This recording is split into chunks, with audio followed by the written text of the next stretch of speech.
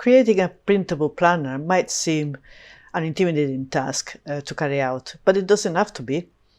In this class, I'm going to show you step by step how to create both a simple and a more advanced version of a monthly planner using Adobe Illustrator. Hi, I'm Katia. I'm an artist and online teacher, and I'm based in Sicily, Italy.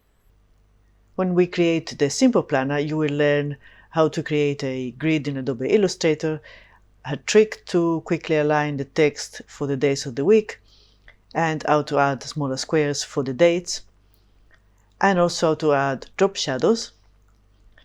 When creating a more complex planner page, you will learn how to use the blend tool, how to round corners on a rectangle, how to create a post-it note lookalike element for your planner page, how to create wavy text in a few seconds, and how to create a squared paper effect.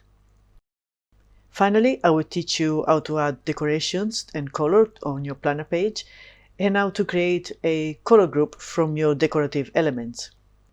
By the end of this class, you will have made a personalized planner page, and you will have learned skills in the use of Adobe Illustrator that will be useful for other projects too.